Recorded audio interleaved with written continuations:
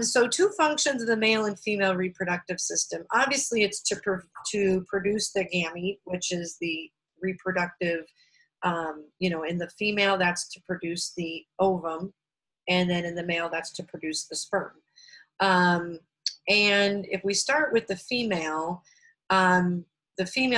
reproductive tract basically consists of, you've got two ovaries, we have, and I'll go through this diagram after at the end, but two ovaries, two uterine horns meet at the body of the uterus. The cervix is the circular muscle that protects the uterus. Then you have the vagina and the vulva. And within the ovary, it is enclosed in a sac, which is the ovarian bursa. But if you open up the sac, there the ovary, there is an infundibulum, and the oviduct. And the oviduct is where fertilization takes place. So it says, where are the ovaries located and what are their function? Well, they are in the abdomen. They're anchored near the kidneys. So they're kind of up near the retroperitoneal space. Their function is to produce hormones and to produce the egg. Now, they primarily produce estrogen and progesterone are the primary hormones. And then the egg is obviously the ovum. It begins as an oocyte, and then it turns into an ovum, which is a mature egg. The broad ligament is the ligament that anchors the ovaries and the uterus to the body wall. Again, they're not just floating, flopping in the wind. They're actually attached to the body wall. When we do a spay, the doctor has to go in and kind of pop that ligament to be able to remove the ovaries and the uterus. What are the effects of estrogen and progesterone? Where are they produced? So estrogen develops the ovum. So if you remember, FSH is released from the anterior pituitary and it triggers a follicle or follicular activation. When an ovarian follicle is activated, the oocyte is going to turn into an egg. At the same time the follicle is stimulated, estrogen is stimulated, and estrogen will begin to grow with the ovum. Now, when the egg is released and that follicle ruptures, it seals itself off and becomes a corpus luteum. And the corpus luteum is what produces progesterone. So progesterone is produced in the ovary, but what I want you to know is that it is produced by the corpus luteum, which is within the ovary. And again, progesterone, estrogen is going to peak when the ovum is done. And let me talk about LH. LH, which is the next question, LH is luteinizing hormone. Now, when estrogen is stimulated, estrogen will start to increase and LH will start to increase. When the ovum is mature, then LH will be at its peak, estrogen's at its peak, and LH triggers ovulation, which is the release of the egg. Hold on 1 second. So FSH and LH are produced by the anterior pituitary. So FSH stimulates the follicle stimulating hormone. Luteinizing hormone releases the egg or induces ovulation. The oocytes are stored within the ovary. So that's where we find the oocyte. And that is where, that's when the follicle is developed, and the oocyte will be in the follicle, in the ovary, and that will mature.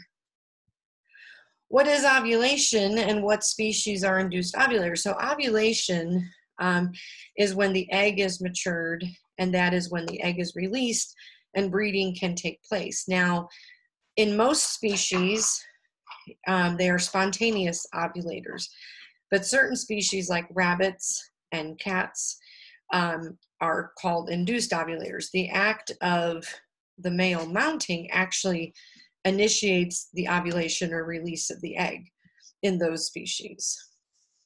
What are the oviducts and what is their purpose? So the oviducts are the tube that take the ovum from the ovary and direct it to the uterine horn. Now, they serve as the site of fertilization. So the ovum, when the egg is released, so the infundibulum is kind of like it catches the egg. So the infundibulum is at the kind of at the bottom of the ovary, and it guides the ovum into the oviduct. So the ovary releases it, the infundibulum actually kind of like catches it, funnels it in the oviduct, and that's when the sperm meet in the oviduct, fertilize the egg, and then it will move down. It'll move down and implant into the wall of the uterine horn. If you had like some people in women, they call it the fallopian tubes. And if you have a tubal pregnancy, the ovum stays and implants in the oviduct, which is abnormal. You wouldn't have a viable pregnancy. What is the purpose of the uterus? What are the 3 layers called? So the uterus provides a site for implantation and for the fetus to develop. So that's the site of fetal development. It has 3 layers. The perimetrium, metra means uterus. So perimetrium is the outer layer, myometrium is the muscle, and endometrium is the inner layer. So the ovum, well, when it forms a zygote, implants, forms that blastocyst. The blastocyst attaches to the endometrium, and that's going to be the layer on the innermost layer. What is the function of the cervix? When does it relax? So the cervix is kind of like a muscular sphincter that protects the uterus, and normally it's very tightly closed. The only 2 times that it does relax is during estrus, when they are in heat to prepare for breeding, and during the act of giving birth. It's going to soften and relax to allow the fetus to be developed or delivered. What portion of the reproductive tract does the urethra open to? The urethra, again, is the tube that takes urine from the bladder outside. And in the female, the opening is inside the vulva. But remember, in the female, the reproductive and the urinary tracts are separate. But it does open into the floor of the vulva. We'll look at it when we look at that picture. The stages of estrus so you have proestrus, estrus, diestrus, and estrus. So proestrus is getting ready. Estrus is active heat, when they're in heat, ready to be bred. Diestrus is when they're coming out of estrus, and then anestrus is when they're out of estrus. If they're polyestrus, it means they have more than one. So monoestrus means they have 1 heat cycle a year. Diestrus is 2 heat cycles a year. Polyestrus means they can have more than 1 cycle a year, and then they can be seasonally polyestrus, which means they can have their many cycles prefer a season, which is usually in the spring kind of summerish. And which species are uniparous and multiparous? So uniparous means they release 1 ovum per cycle, which would be cows, horses, people. Multiparous means they release multiple ovum per cycle, and they give birth to a litter. So like dogs, cats, and pigs, they give usually birth to more than 1 offspring. In the male, the structures of the male reproductive tract. So we talked about the testicles, which are outside the body. They're housed in the scrotum. I'll review the picture at the end here. We have the we have the epididymis, which holds the mature sperm.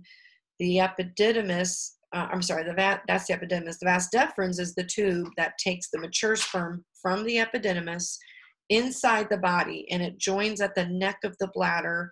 And that's where you find, usually in that area is where you find the accessory sex glands. In the male dog, for example, the prostate, there's the bulbourethral gland, there's Cowper glands.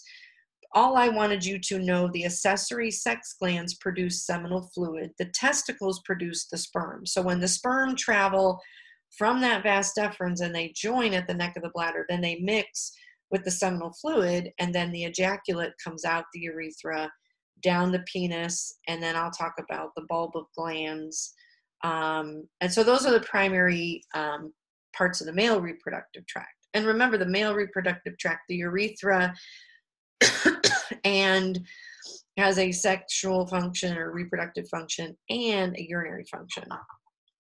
What is spermatogenesis? Where does it occur?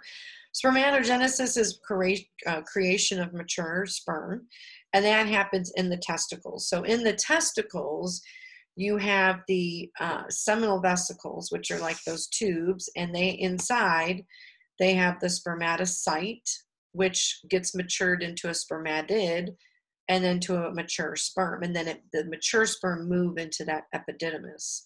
And inside the seminal vesicles, you have the Stertoli cells, which actually shield and protect the spermatids so that the immune system doesn't recognize them as foreign and attack them. And the functions of the testicles, so let me back up. So that's spermatogenesis. Where does it occur? Inside the testicles, inside the seminal vesicles. The spermatozoa, which are mature sperm, are stored in the epididymis. So the mature sperm are in that epididymis, which has a head, midpiece, and tail kind of around the testicle.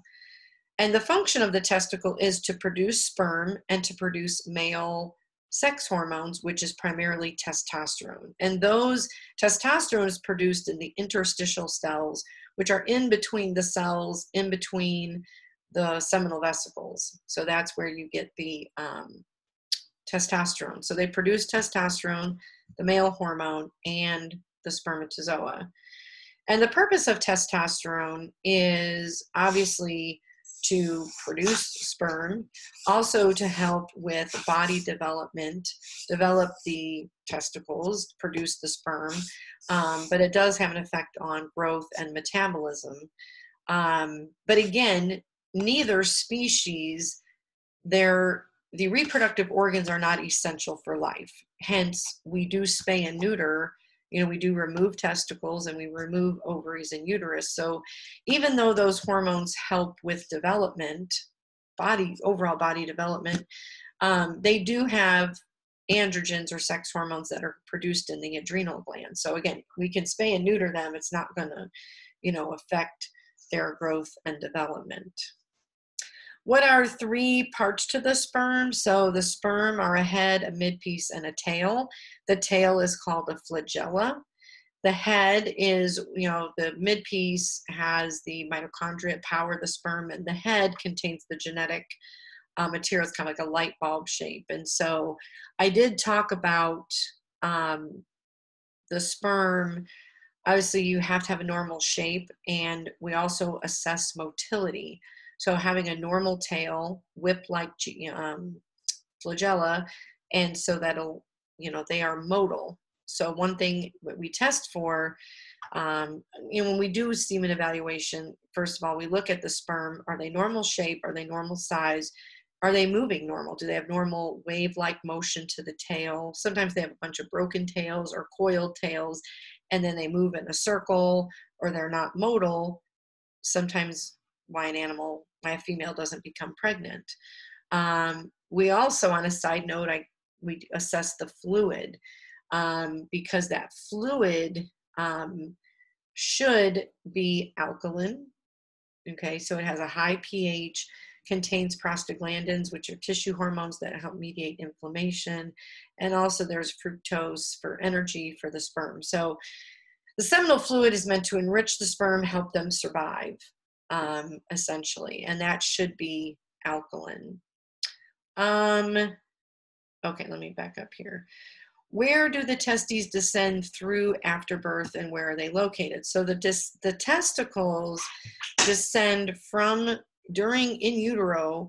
They're actually up near the kidneys, and if you remember, there is a band of tissue called the gubernaculum, and so as the testicles descend, they come through the inguinal canal, which is in the body wall, and they move, and they're housed in the scrotum. So the scrotum is just the skin that covers and protects the testicles. And then the gubernaculum is connective tissue, and it anchors the testicles in the scrotum outside the body.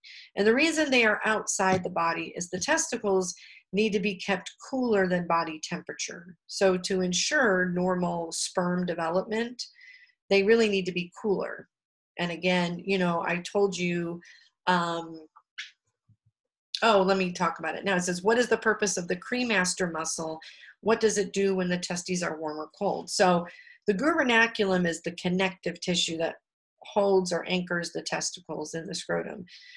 The cremaster muscle can raise or lower the scrotum, because if it's hot, if the dog is hot or it's a hot day, they kind of want the testicles further away from the body to keep them cooler.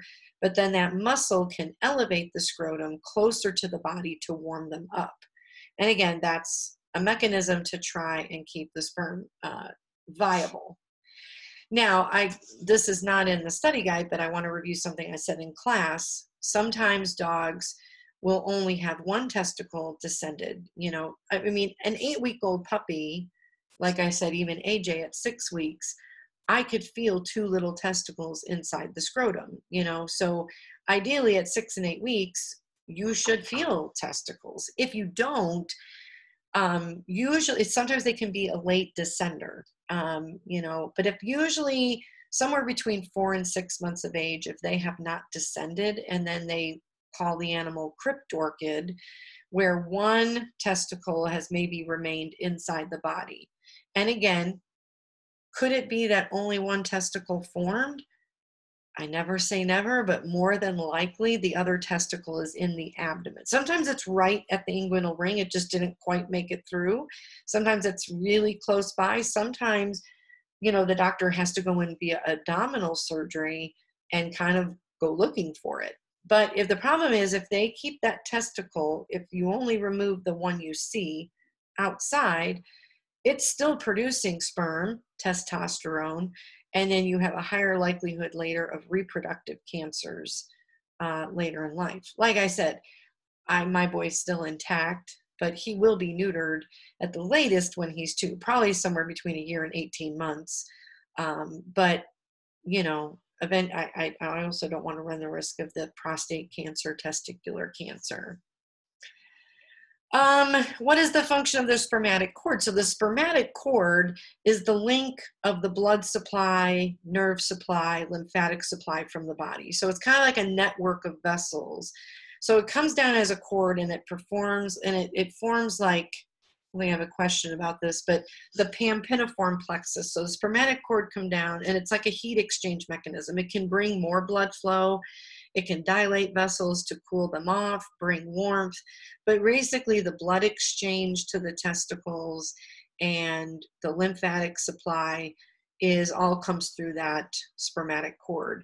So the cord, when the spermatic cord goes into the body, the vas deferens comes along with it, because the vas deferens is coming from the epididymis, but that's carrying the sperm. And then you have the spermatic cord, and within the spermatic cord, you have the testicular artery, the testicular vein, the testicular lymphatic vessels, and nerves. So that's kind of like the trunk of all of that supply, because it's living tissue, so it needs all of that supply. What is the common vaginal tunic? So there's not just a hole in the inguinal ring in the body wall. There is connective tissue. When the testicles descend, there's a sheet of tissue. It's kind of like they come through this sheet of tissue and it covers it. And first of all, there's the tunica albuginea, which is the tunic that covers the testicle, and it creates the septa or the dividers in the testicle.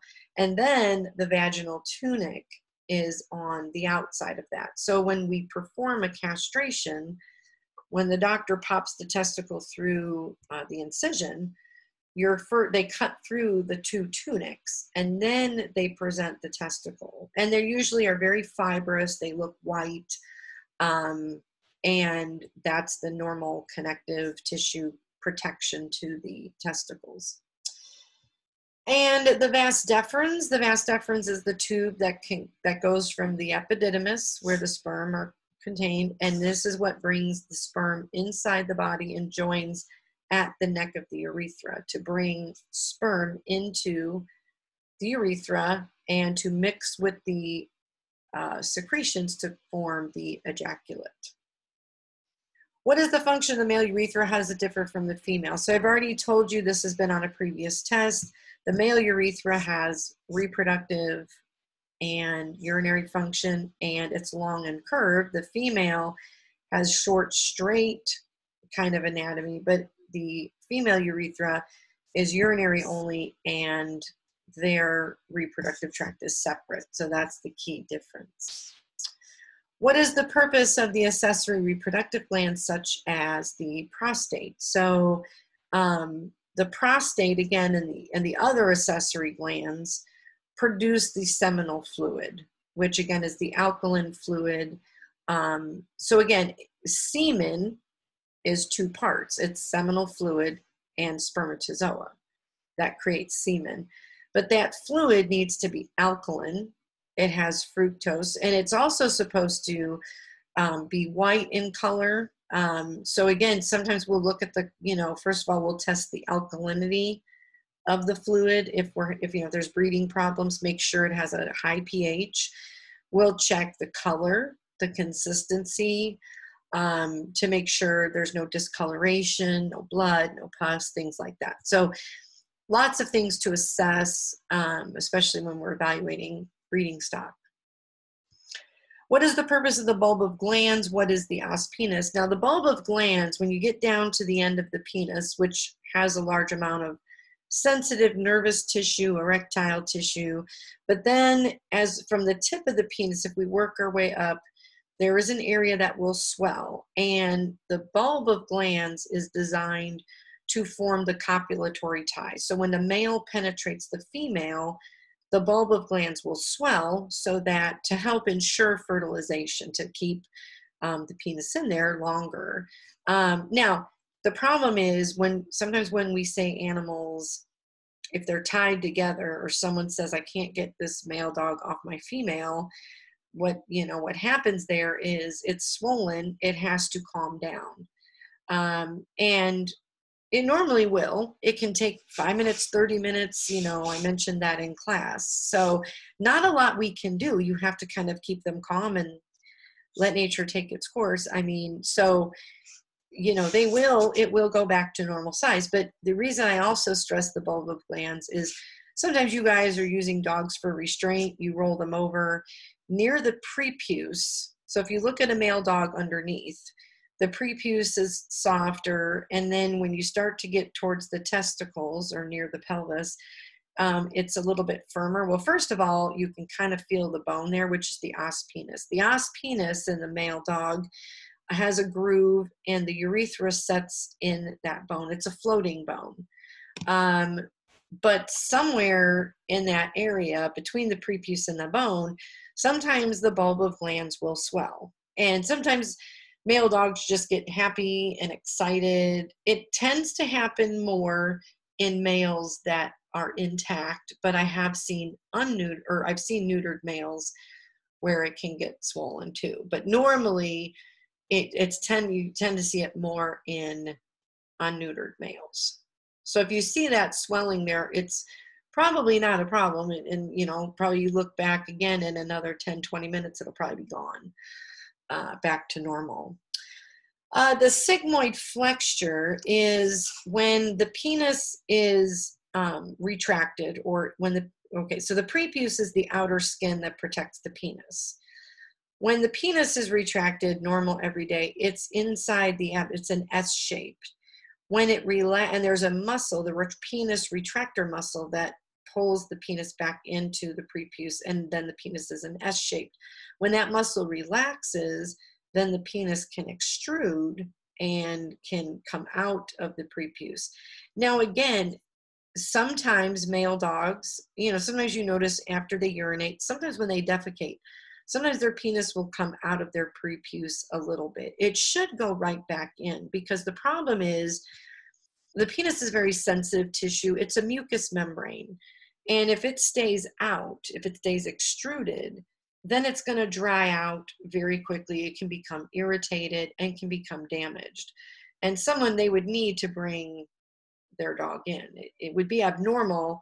Like, again, it does come out from time to time. Sometimes you see it. But again, it should be able to go right back in and not cause a problem, but probably need to do that. Lactation and pregnancy, there was just a few questions. This is a smaller section. What makes colostrum different from milk? When do they release colostrum? So that's in the first 24 to 48 hours after birth. And colostrum is a more watery consistency versus milk, but colostrum is high in amino acids, vitamins, but antibodies.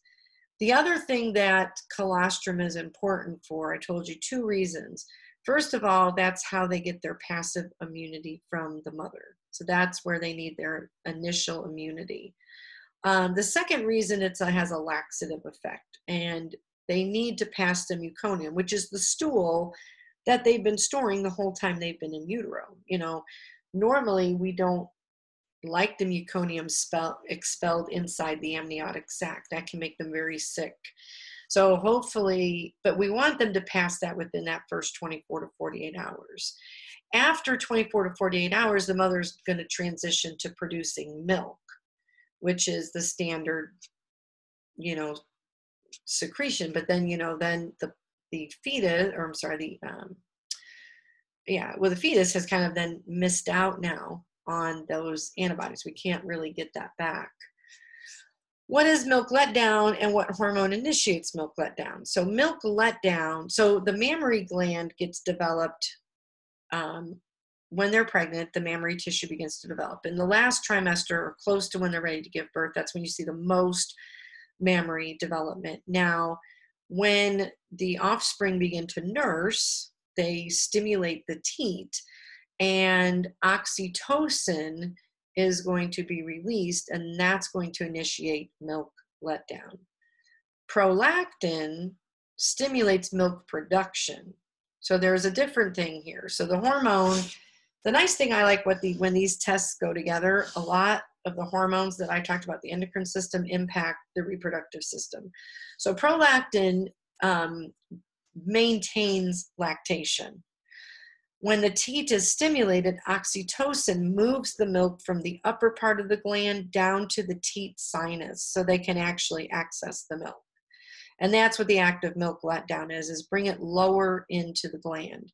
So milk is developed in the upper gland in those alveoli, then it moves through like the teats or the sinuses in the mammary tissue, eventually down to the teat sinus, and that's when they can actually nurse.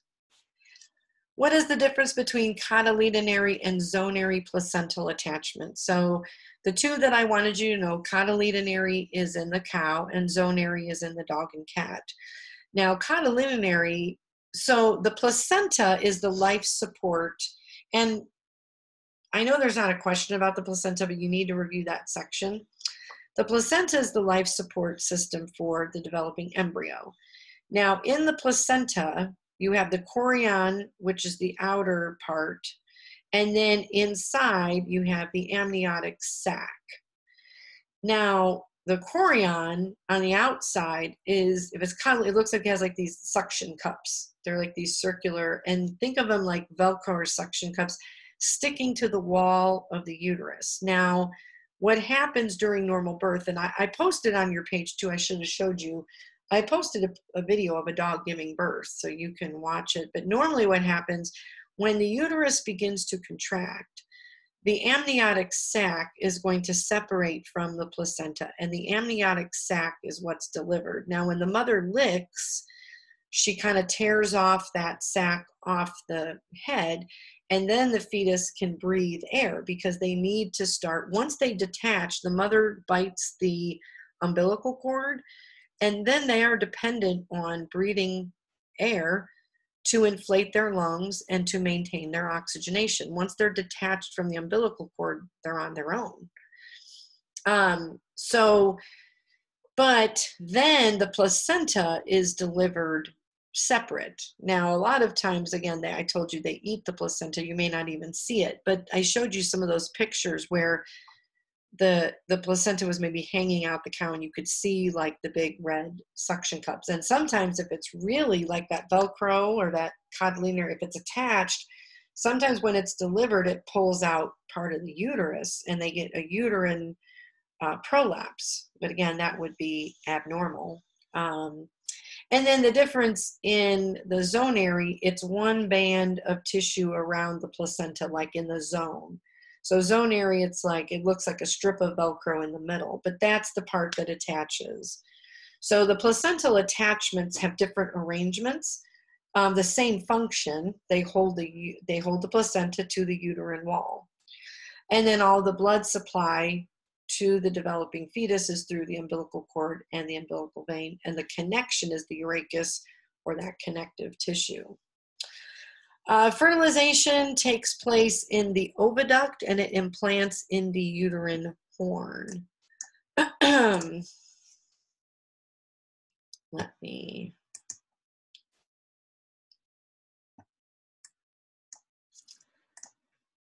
No.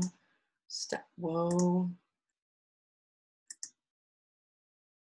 Okay. All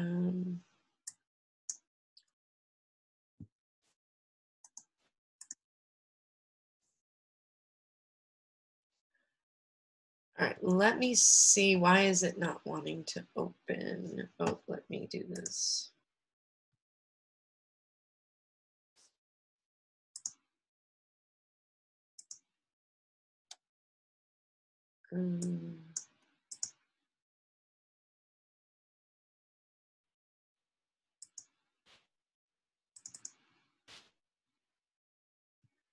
Okay, sorry, my computer is, I think it needs time off.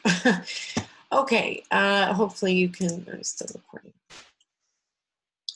So I'm just going to review the images. This is the male reproductive tract.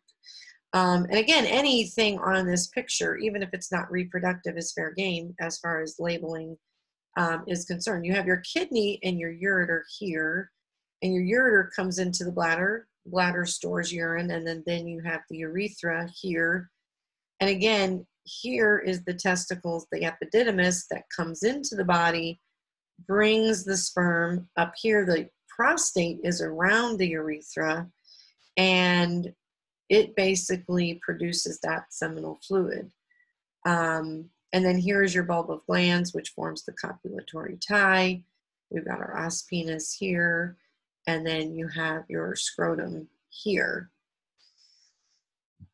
Are there any questions about the male reproductive tract, or something on this picture that you want explained?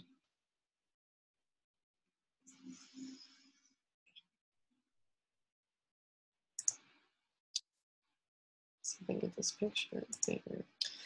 Okay, on the female reproductive tract, here, now, again, anything in this picture, even if it's not reproductive is fair game. These two light purple structures here are the ureters. Where are they coming from?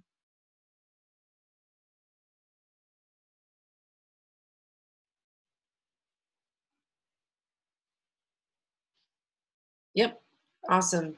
So they are coming from the kidneys, and they are joining into the bladder. So in this picture, the body of the uterus sits on top of the bladder. Okay, so you have your bladder. You know, something I didn't mention in lecture the other day, when we do a spay, and the doctor, the ovary in the uterus is very close to the ureter. And what is very critical is when the doctor goes to break the broad ligament, there is an ovarian artery, and there's an ovarian vein.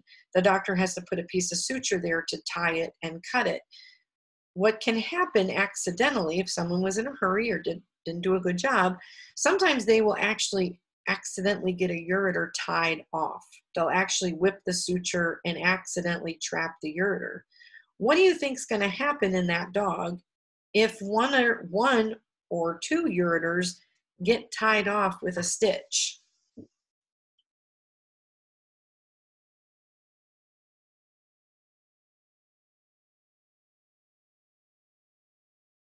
Yes, Colin. Yes, urine can't pass. So one of the key nursing things after a spay, it's critical we see them urinate. Dog, cat, whatever. You know, sometimes we'll usually walk a dog outside It's a good thing we see them urinate. Now, sometimes they're stubborn and they don't pee, or especially my cats hated to use the litter box at the hospital.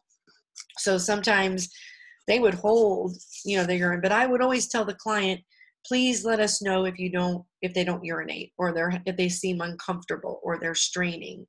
You know, again, this shouldn't happen. It's an accident. You know, they would have to go in and take out that suture. And then what would happen, unfortunately, you get what's called hydronephrosis. The kidney would get really, really swollen, because the problem is the kidney is going to keep producing urine constantly. Even if it can't drain, it's still producing. And so what happens is that capsule in the kidney gets really, really swollen, which is called hydronephrosis. And that can be very painful. So I didn't mention that the other day, but anatomically, I hope we have an intact female cadaver and I can show you some of this, but you have to be very cautious that the ureters don't get trapped in the suture there. But one thing, again, let me focus on the one here that's open, okay? Because in this picture, the ovarian bursa, everything's enclosed, but you have the ovary. In this picture, they're showing you the corpus luteum, where that would be. The infundibulum acts like a net, kind of catches the egg, which will go in the oviduct where fertilization takes place. So the sperm come up here, fertilize, and then it moves down to a uterine horn to implant. And then when the fetuses are developed, they're going to come down from either side, pass through the body of the uterus, and then again, here's the cervix that's protected, and the vaginal wall is like a muscular tube where the fetus will come through. And then the difference here in the picture is the urethral orifice is here on the outside, which is the vulva. Again, this, for the picture, this is all a tube. It's been cut open to kind of show you the internal anatomy. So, but the vulva is what you see on the outside. Okay, are there any questions about this picture in the female that you have any questions about? Are there any questions regarding endocrine or urinary system? So remember, you know, half of this test is this new material. Some of it overlaps. You know, the hormones that we talked about with the endocrine system that affect the reproductive system, some of the questions are kind of linked because they're going over both things. You know, but again, you remember you have, with the endocrine system, you have, first of all, you have the pituitary, which is one gland, well, two glands in one structure. Anterior pituitary produces and releases hormones, posterior stores and releases. And the hypothalamus controls the pituitary. Even though the pituitary is the master endocrine gland, it is controlled by the hypothalamus. So the hypothalamus monitors body functions, and then it dictates functions based on, you know, for example, erythropoietin. Erythropoietin is produced by the kidney. The target is the bone marrow, but the body is monitoring something. And a lot of people on the test, what I maybe neglected to mention is, you know what, I don't think I ever went over that test with you guys. Did I go over your endocrine test? I don't think I did.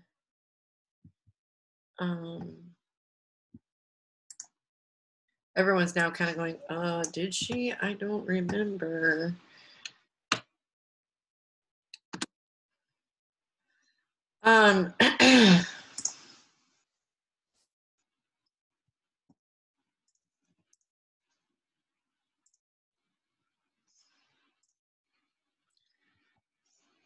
I think I did. I think, let me just go over a few essays, so that now this is triggering me to think of something I maybe wanted to say. Let me just briefly, I want to give you guys time to study.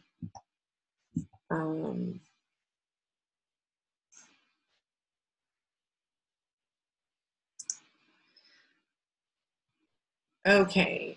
And the endocrine system maintains homeostasis. The endocrine system uses hormones as chemical messengers, and so that's how messages are sent. And endocrine glands secrete hormones in the blood, and then the exocrine glands secretes substances via ducts, usually on an epithelial surface. So those were kind of the key differences on those first essay questions on the test.